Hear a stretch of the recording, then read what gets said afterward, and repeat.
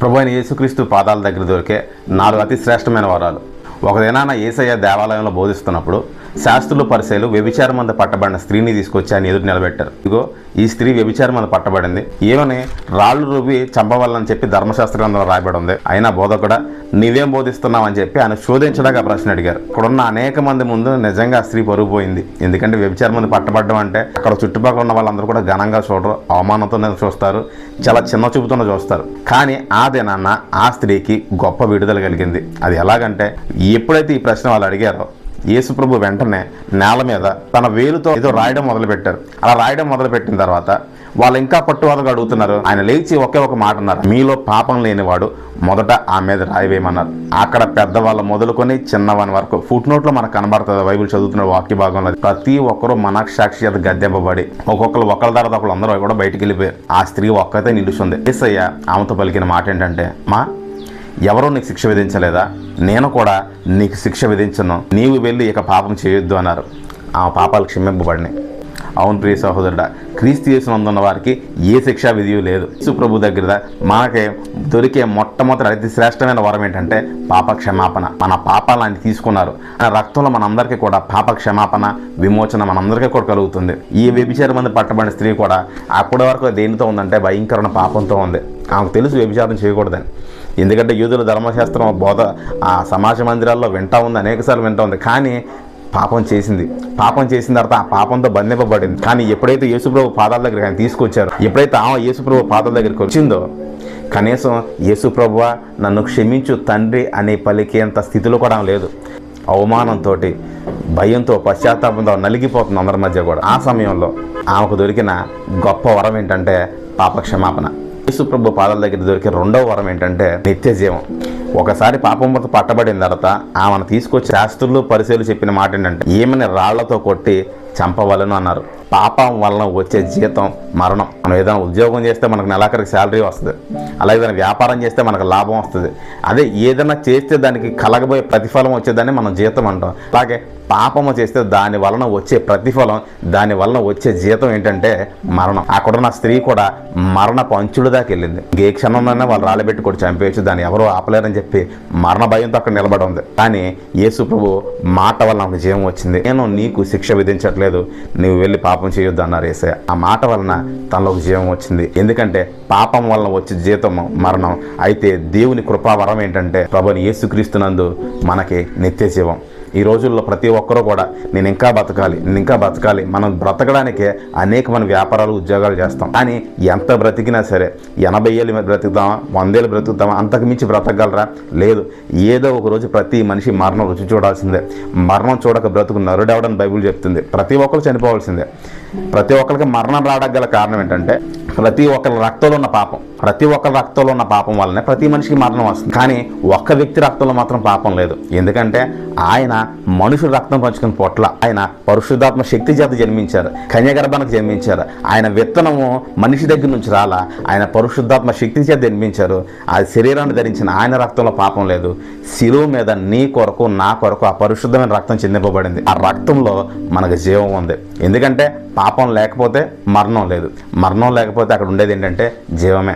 నువ్వు ఏదైతే కష్టపడుతున్నావో నేను ఇంకా బతకాలి అని, నువ్వు ఏదైతే ప్రయాసపడుతున్నావో నేను ఇంకా జీవించాలి ఇంకెక్కువ కాలం అని, ఏదైతే హాస్పిటల్స్కి వాటికి తిరుగుతున్నావో బ్రతకాలని ఆశతో, నేను ఒక మాట ఖచ్చితంగా చెప్పగలను. ఎందుకంటే బైబిల్ చెప్తున్న మాట ఏంటంటే యేసు ప్రభులో నీకు జీవం ఉంది, ఆయనలో జీవం ఉండను, ఆ జీవం మనుషులకు వెలుగై ఉండను. అలా వెలిగించేది ఆ జీవం, మన బ్రతికించేది ఆ జీవం. యేసు ప్రభు ఈ భూమి మీద ఉన్నప్పుడు కూడా అనేక మందిని స్వస్థపరిచారు, అనేక మందికి జీవాన్ని ఇచ్చారు. అందరినీ జీవాన్ని ఇచ్చిన ఆయన యేసు ప్రభు శిలువ మీద నీ కొరకు, నా కొరకు మన మరణాన్ని ఆయన తీసుకున్నారని ఆయనకున్న జీవాన్ని ఇచ్చారు.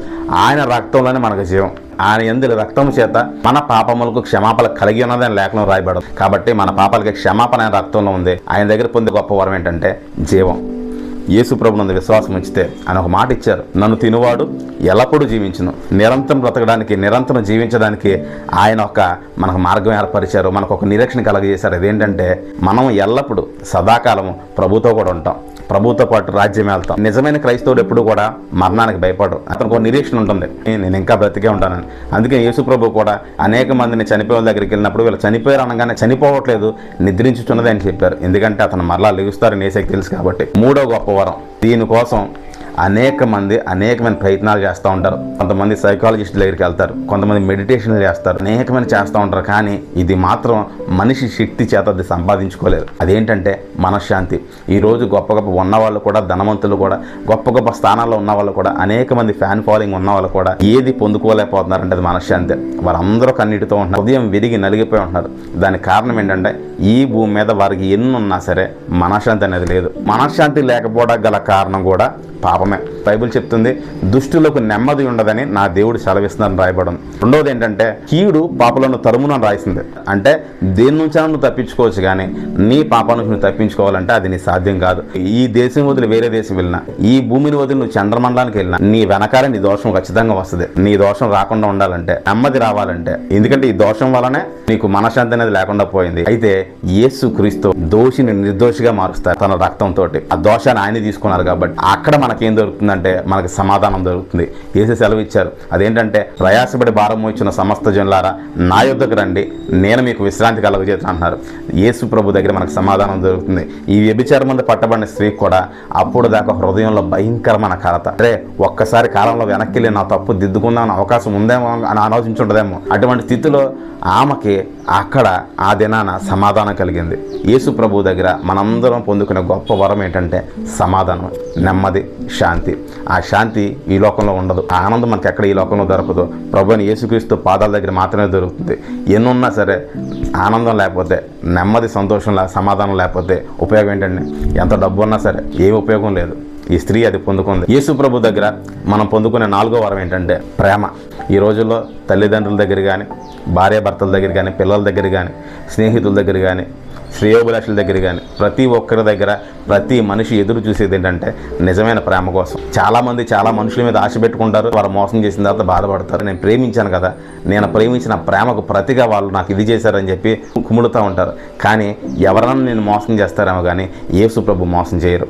ఆ దినాన వ్యభిచారం మందు పట్టబడిన ఆ స్త్రీ అక్కడ యేసు ప్రభు దగ్గర చూసింది ఏంటంటే నిజమైన ప్రేమ. అక్కడున్న ప్రతి ఒక్కరు వేలెత్తి చూపిస్తున్నారు, ప్రతి ఒక్కరు ఆమె గురించి సనుగుకుంటున్నారు. అరే చిన్నప్పటి నుంచి మన మధ్య పెరిగింది కదా, మంచి అనుకున్నాం, కానీ ఇలాంటి ఆవిడ ఇలాంటి చేసిందా అని చెప్పి అందరూ ఆవిడ గురించి అనుకుంటారు ఖచ్చితంగా. కానీ యేసు ప్రభు చేసిన పని ఏంటంటే ముందు అక్కడ ఉన్న వాళ్ళందరినీ బయటకు పంపించేశారు. అంటే వాళ్ళంతటా వాళ్ళు వెళ్ళిపోయిన తర్వాత పర్సనల్గా లీడ్ చేశారు యేసయ్య. ఆ వ్యక్తి స్త్రీ ఒక్కటే ఉన్నప్పుడు మాట్లాడారు, ఏదేంటంటే నేను కూడా నీకు శిక్ష విధించను, నీవు వెళ్ళి ఎక్కువ పాపం చేయొద్దని. యేసు ప్రభు ఎప్పుడైనా గుర్తుపెట్టుకోండి, ఒకరికి బహిరంగంగా అవమానపరచాలని చూడండి. మన రహస్య పాపాలన్నింటినీ కూడా రహస్యంగానే గద్దిస్తూ ఉంటారు, గద్దించి మనల్ని సరి చేస్తూ ఉంటారు, మనల్ని సరి చేయాలని ఆశపడతారు. ఆ ప్రేమ యేసు ప్రభు దగ్గర దొరికింది, అక్కడున్న మనుషుల ఎవరి దగ్గర దొరకల. ఈ ప్రేమ ఉంటే మనం ఈ భూమి మీద ఎలాగైనా బ్రతికేయచ్చు. ఎందుకంటే మనం కోరుకునేదే నిజమైన ప్రేమనే. అందరి దగ్గర వెతుకుతాం దొరకదు. ఆ వ్యభిచారం మందు పట్టబడిన స్త్రీకి ప్రభువైన యేసుక్రీస్తు కళల్లో ప్రేమ చూసింది. అమ్మా ఎవరూ నీకు శిక్ష విధించలేదు కదా, నేను కూడా నీకు శిక్ష విధించును, నీవు వెళ్ళి ఎక్కువ పాపం చేయొద్దని చెప్పారు యేసయ్య. ఈ 4 వరాలు, 1 పాపక్షమాపణ, 2వది నిత్య జీవం, 3వది మనశ్శాంతి, 4వది నిజమైన ప్రేమ. ఒకప్పుడు ఆ వ్యభిచారం మందు పట్టబడిన స్త్రీ లాగానే నా జీవితం కూడా ఉంది. భయంకరమైన పాపంలో ఇరుక్కుపోయాను నేను. యేసయ్యకి నన్ను క్షమించలేము, ఈ దేవుడికి నేను విరోధంగా జీవించాను కదా, ఇక నా లైఫ్ ఇంకా వేస్ట్. అందరూ కూడా నా కుటుంబం అందరూ ఒకటే అనుకున్నారు, అదేంటంటే తను చనిపోతే నరకానికి వెళ్తాడని. నేను నిజంగా దేనికి పనికిరాను. నా గత జీవితంలో నేను చేసిన పాపాలు అనేకాలు. యేసు ప్రభు మాట పలికి యోగ్యత కూడా నాకు లేదు. అలాంటిది వ్యభిచారం మందు పట్టబడిన స్త్రీని ఎలాగైతే క్షమించారో, ఆయన కృపగల దేవుడు, కనికరం గల దేవుడు, మహోన్నతుడగు దేవుడు నా పాపాలను కూడా అలాగే క్షమించారు. నేను చేసిన విస్తార పాపాలన్నింటినీ కూడా క్షమించి నేను నీ పాపాలు జ్ఞాపకం చేసుకోని చెప్పారు. దేవుడు నన్ను క్షమించారు, నా పట్ల కృప చూపారు. ఆయన యొద్దకు వస్తే ఈ 4 వరాలు నువ్వు పొందుకోవచ్చు. ఇదేంటంటే పాపక్షమాపణని, ఆయన ఇచ్చే జీవాన్ని, ఆయన ఇచ్చే మనశ్శాంతిని, ఆయన ఇచ్చే మహిమని, ఆయన ఇచ్చే ప్రేమని నువ్వు పొందుకోవచ్చు. యేసయ్య నీకు ఇవ్వాలని ఆశపడుతున్నారు. ఇవన్నీ జరిగిన తర్వాత యేసయ్య చెప్పిన మాట ఏంటంటే, నేను ఈ లోకమునకు వెలుగును, నన్ను వెంబడించేవాడు చీకట్లో నడువుక జీవపు వెలుగు కలిగి ఉండని వారితో చెప్పాను. కాబట్టి యేసు ప్రభు నువ్వు వెంబడిస్తే కనుక నువ్వు అంధకారం నిలిచి ఉండవు, నీ బ్రతుకు వెలుగుమయంగా మారుతుంది. అప్పుడు దాకా వ్యభిచారం మందు పట్టబడిన స్త్రీ యొక్క జీవితం అంధకారమయంగా ఉంది. కానీ ఎప్పుడైతే యేసు ప్రభు దగ్గరికి వచ్చిందో ఆమె జీవితం వెలిగించబడింది. యేసు ఈ దినాన నీ జీవితాన్ని కూడా వెలిగించాలని ఆశపడుతున్నారు. నువ్వు ఆయన వద్దకు వస్తే దినమెల్లా ఆయన చేతులు చాపారు, నిన్న ఆయన పిలుస్తున్నారు యేసయ్య. నువ్వు ఆయన దగ్గరికి వస్తే ఖచ్చితంగా నీ జీవితం కూడా వెలిగింపబడుతుంది.